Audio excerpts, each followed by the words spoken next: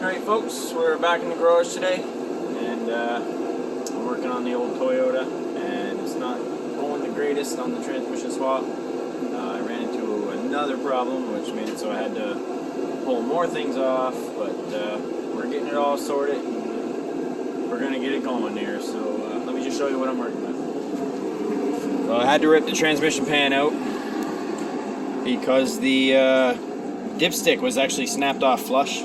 And I never noticed.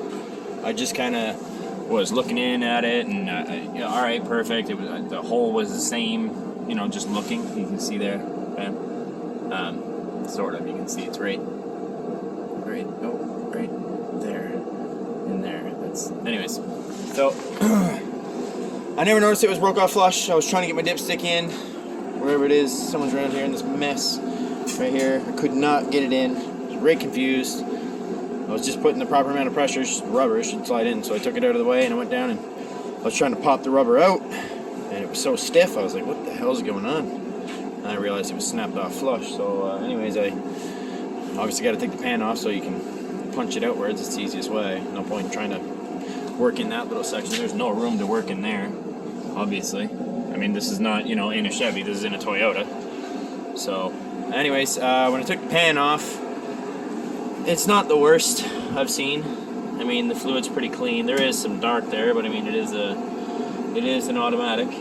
So there's some grime over here, but I think it's from the dipstick tube being out for the most part, like just getting moved around in the shop.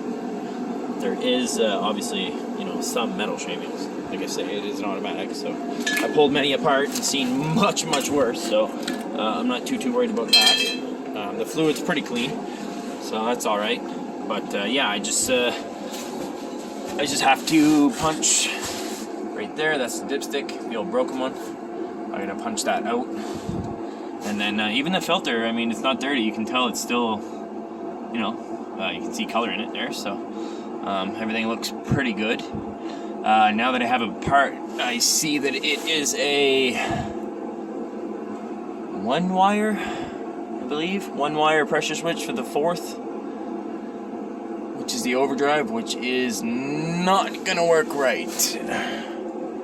I believe I have to change that sensor out and make it so it's, I could be wrong about that. I'm gonna have to double check, but anyways, yeah, I gotta play with this one right here and figure out if that's set up right to lock the torque converter, because in fourth gear, well, in overdrive, it needs to lock the converter, right? If it doesn't lock the converter, then it doesn't, there's a certain circuit that it needs to shut off, and it needs to cool down that circuit.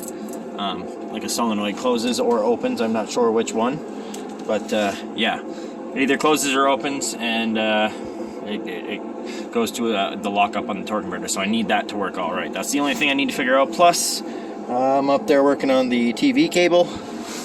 This is my cross member. Fits really good. It's almost like an armor for the front when you're coming at it, so that's pretty dope. And yeah, that's just what I got stuck on. I just keep getting stuck on shit. Like at first I thought it was just going to be a couple torque converter bolts, and then it's you know, like it broke off dipsticks after I have it all up in place. And oh man, you can't win, right? But at least this isn't too bad. To some people it would be terrifying, but I've seen much worse, so we're gonna try it at least. This guy fucking said if it don't work, he's got another one, so I'm holding him to it no matter what. But anyways, yeah, I got the line change, which looks so much better. Oh my god, I'm sorry. This is what was on it. Old 1954 235 buzzing half dozen straight six there. So yeah, this is a much nicer setup for this unit. So I'm happy for that. The only thing that sucks is before this all messed up, it was two-wheel drive, and before I had to put this on, when I had this one here that broke, this started leaking right here, along here, which is crazy. But yeah, it was leaking in this seam, which just threw me for a loop. But anyways, this was all much more symmetrical. This one came up almost the same as this, and it just came up right nice, and then it went up. But yeah, obviously I had to change, and it is what it is now. So for now, it's just going to go like that, because I also have to change the location of this spring. I have to add this extra throttle mount here with this little cable for this is what drives the transmission now instead of vacuum. It's going to be the plunger in the transmission. So I'm just trying to work that out. I know that there's quite a good calculation brought in for how this works, because when this pulls, you need this to really be accurate, not to either stab your gears too soon or stab your gears too late, and then you're either blowing gears from hitting it too early, or you're blowing gears from not having proper pressures in places where they should be. Anyways, it's not too bad, but a lot of people do say like it takes like, oh, you gotta buy a special link good. I mean, we'll do the math, we'll tune it, we got time. I mean, nothing but time, so I ain't worried about that. I know it's the fun part is how low first gear is going to be if this transmission works good. It's a really low first gear. It's like a 3 point something. So it's just going to, every time you hit second, you're just going to light tires up. So that's what we're hoping for. But anyways, I'm just going to check this out a little bit more, play with a few more things, do a little bit of research to figure out if I have to do that fourth gear pressure valve thing. There is a way to wire that up. Plus, I'm going to clean all this up too. Just going to loom all this since it is all run right. I'm going to add a couple relays into the ones that need relays, like the fan and whatever that one is right there. And then we'll be pretty good to go. I got a wiring station over there, so we got all the connections and rolls and everything we need on the shelf. So I'll get her all tuned up, and then this girl I have set up all wrong. I didn't know. I'm learning as I go. I think I might also get rid of the whole vacuum advance bullshit, because I don't need it, advancing way out to 40 plus or something like that. And it's got a big cam, so I'll just lock it into place and run it like that. I'd rather have the power all the time and just whatever. That's how a lot of guys do it. So this is actually supposed to be over here. This is supposed to be actually where it is, but I did run my brake booster off the intake manifold, which I guess you're supposed to run off the back of the carburetor back here. So, oops, sorry, I'm not even showing it. Right there in the back. That there. Pop that out and you put a little fitting and you run it to here. So that's why it's not that it does some weird stuff, but sometimes when I'm pushing the brake and whatever, it'll run out and come back, and I just think it's because it's not a good source. So now that I know that, I'll get that all sorted out, and yeah. I have the yokes and everything in place. This is going to be the front shaft that he's going to be shortening, and then I just need a little GM flange, which he has one at the shop, so I think it's like 60 bucks or 80 bucks or something. So he's just going to weld it to that, add a new U-joint at the front, and then the rear setup is going to be this Toyota flange here going to the slip yoke here.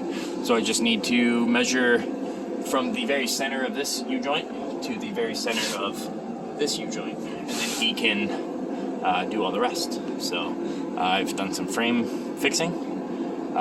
This leaf patch was really needed, and in here it was actually starting to crack a bit too. So Toyota's, I mean, plus it had a super motor in it, had, what,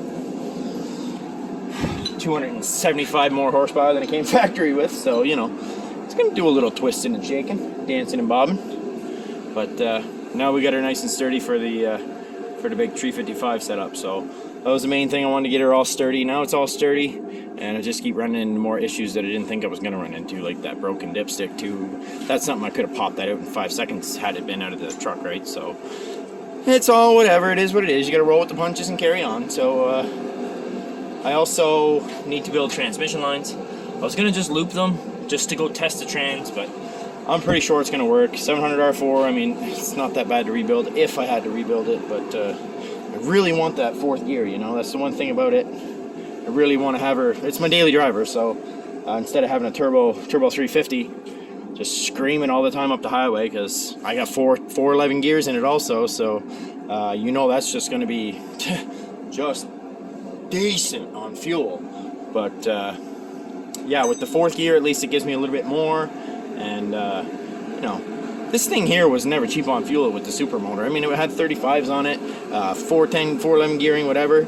And I mean, it had a really close ratio of 5-speed transmission. Like, it was half a super transmission, half a two-wheel drive truck transmission. So it's a R151F with a 150 two-wheel drive first and fifth, and then second, third, and fourth out of the Supra with the input shaft out of a R154. So I mean, it was really, which I have that back there still, and it's going to go into something again. But that's future plans and possible all-wheel drive Supras.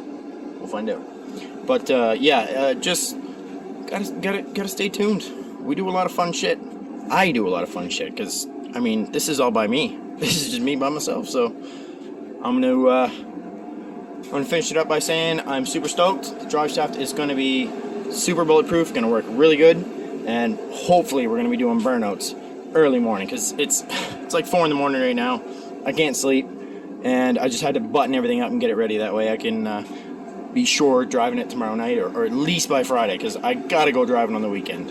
I've waited too long. This thing's been broken for 2.5 months now. So thanks for watching, guys, and wish me luck. We'll see you on the next one.